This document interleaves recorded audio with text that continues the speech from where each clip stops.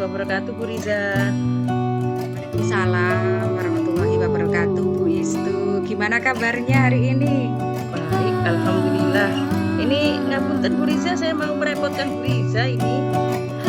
Ada yang bisa saya bantu, Bu? Pripun? Oke. Ini saya butuh wawancara, butuh masukan dari Bu Riza. Kebetulan ada salah satu penugasan dari program CGP saya yang menugaskan saya untuk mewawancarai kepala sekolah. Nah, untuk kesamaan satu kandangan, Bu Riza sebagai perwakilan kepala sekolah, gitu Bu Riza. Ada beberapa hal yang ingin saya tanyakan Bu Riza. Ini kebetulan sekolah itu kan tempatnya anak banyak gitu. Masalah pasti ada. Betapa heterogennya anak sehingga kadang-kadang muncul konflik-konflik di antara anak-anak ini. Gitu Ibu. Iya, betul. Oke. Bahkan Pripun, Bu Istu? konfliknya kan dengan guru juga kadang-kadang terjadi tahu Bu. Kalau Iya, sekolah. leres. Ya. Mungkin Betul, Bu Istu. ada beberapa hal yang ingin saya dapat masukan dari Bu Riza ini, Bu. Siap-siap bisa membantu. Monggo. Ya, Bu Riza, terima kasih waktunya. Selama ini, bagaimana Anda dapat mengidentifikasi kasus-kasus yang merupakan dilema etika atau rujukan moral? Ini terkait dengan dilema etika ya. Kalau menurut saya, Bu, untuk memutuskan kasus yang merupakan dilema etika itu memang lebih sulit ya jika dibandingkan dengan rujukan moral. Saya melihat apakah yang dipertentangkan tersebut itu mengandung nilai benar lawan benar di dilema etika ya, kemudian benar lawan salah di rujukan moral. Untuk rujukan moral, jelas saya akan memilih yang mengandung nilai kebajikan, universal kebenaran. Dan memang lebih ribet dengan yang dilema etika ya Bu ya, karena sama-sama benar itu yang membuat kita kadang-kadang harus mengorbankan sesuatu gitu. Kalau ya betul Bu Istu. Kalau rujukan moral kan jelas hitam dan putih ya betul, lebih terlihat nyata. Kalau begitu selama ini kan seringkali Ibu ada seperti dilema etika, muncul ada dua hal yang benar yang harus dipertimbangkan. Kira-kira Ibu mengambil keputusannya bagaimana?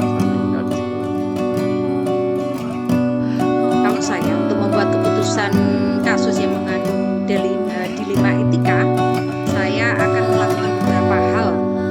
Yang pertama, saat guru BK dan wali kelas menyampaikan ke saya akan meminta mereka untuk mengumpulkan data-data, Bu.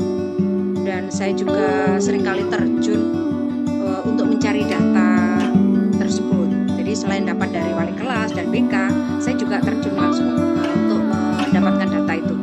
Pelibatan orang tua dan murid juga sebagai sumber data. Kemudian saya akan berdiskusi dengan tim yang terdiri dari guru BK, kemudian dari wali kelas serta wakil kepala sekolah lainnya terkait dengan hal ini. Wakil kesiswaan, wakil humas, kadang juga tetap melibatkan dengan wakil kurikulum, menyinggol juga wakil sarpras karena kita terkait dengan mungkin tempatnya ya Bu. Saya akan membuat keputusan bersama untuk menyampaikan kepada hasilnya kepada orang tua dan murid.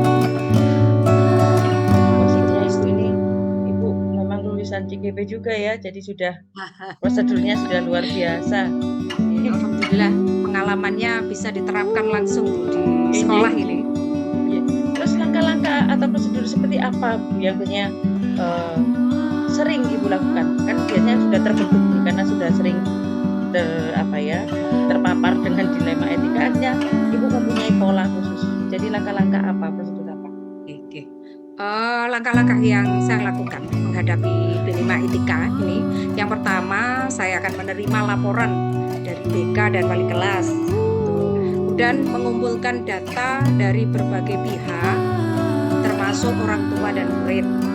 Selanjutnya saya akan berdiskusi merumuskan keputusan yang tepat bersama tim BK, wali kelas dan wakil terkait, terus menyampaikan keputusan yang kita dapat dari diskusi itu Bu, ke orang tua dan murid. Terus selanjutnya mesti ada tindak lanjut dari keputusan dan dengan berkas-berkas agar lebih terdokumentasi dengan baik. Siap, siap. Luar biasa Bu Liza. Baiklah, selanjutnya Bu,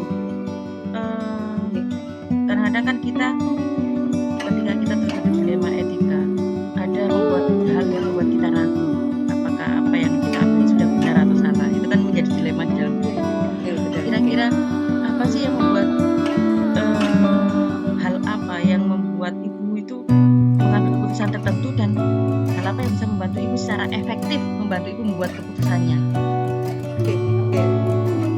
Hal-hal yang saya anggap efektif Bu untuk menghadapi kasus dengan dilema etika ini, saya berkolaborasi dengan baik dengan tim-tim yang saya sebutkan di atas ya tadi. Kemudian mengutamakan sisi murid dalam mengambil keputusan, karena objek utama kita itu kan murid ya Bu. Jadi kolaborasi dan fokus pada murid.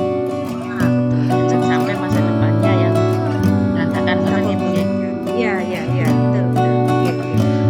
Selanjutnya Bu, kan itu pasti ada tantangannya. Pasti menjadi kayak dalam film pasti. itu lakon, pasti ada antagonis di sekitarnya gitu nggih. Nah, kira-kira tantangannya yang paling utama bagi Bu Liza ini apa nih? Benar, betul Bu. Ada tantangan dalam mengambil keputusan ini terkait dengan dilema etika kalau sudah di sekolah ini. Ketika saya mengambil keputusan, terjadi perbedaan ya, berbeda dengan hal yang diharapkan oleh orang lain. Jadi kita kan tidak bisa menuruti semua keinginan orang lain, maksudnya ke situ. Misalnya saya lebih fokus pada murid, kebanyakan guru akan cenderung fokus pada peraturan dan institusi gitu aja. Itu tantangannya pasti luar biasa untuk meyakinkan bahwa keputusan kita yang terbaik gitu ya. Betul, laras. Terus tentang prosedur tadi, apakah ibu menata waktu khusus, jadi misalnya ada kasus langsung diselesaikan saat itu, atau ibu berpikir sehingga kasus ini mungkin takes time, butuh beberapa waktu tapi tertata, besok saya harus mengirimkan data ini atau bagaimana Bu?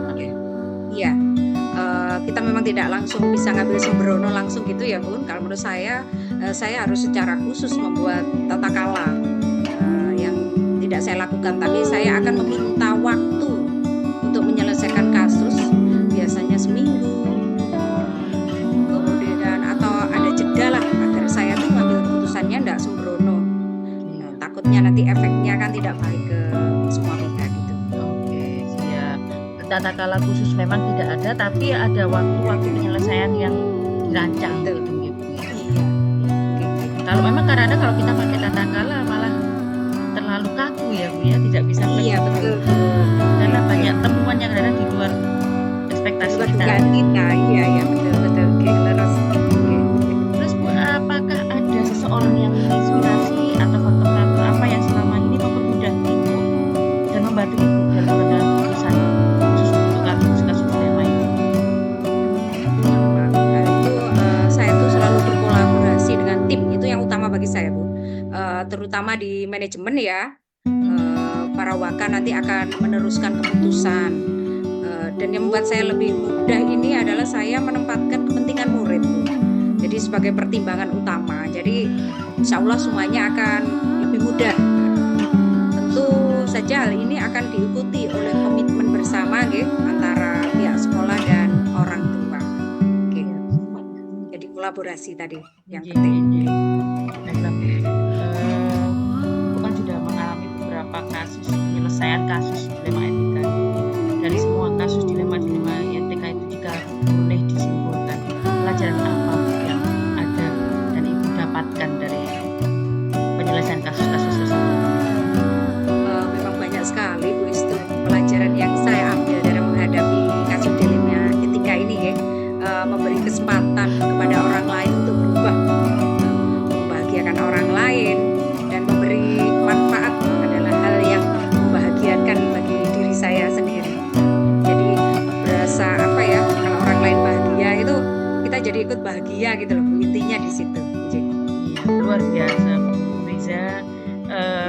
bersama untuk siswa ya. Kita karena Betul. harapan kita siswa semuanya selamat dan bahagia nantinya di masa depan. Oke. Terus Ini saya terinspirasi sekali nih ya dengan pola-pola yang dilakukan oleh Bu Riza. oke, nanti kita bisa berkolaborasi bareng untuk menghadapi hal-hal di sekolah kita. Inje. Terima kasih sekali Bu Riza. Jadi saya juga hadir di SMA 1 Kandangan jadi lebih tenang ini. Ada tim yang sevisi dan semisi bahwa siswa dan kolaborasi adalah hal yang utama. Baiklah Bu Riza, Siap. mohon maaf ya hari ini saya mengganggu waktunya. Matur nuwun, terima kasih sekali sudah meluangkan waktu untuk saya. Semoga hari ini dipenuhi kebahagiaan untuk Bu Riza dan keluarga. Dan namanya sudah saya ambil dikit. Semoga berbalas banyak. Amin. Matur nuwun sangat Wistu. Matur nuwun sangat Bu Riza. Saya cukupkan sekian dulu nggih. Nggih, Bun, monggo. Matur sembah nuwun. Wassalamualaikum warahmatullahi wabarakatuh. Waalaikumsalam.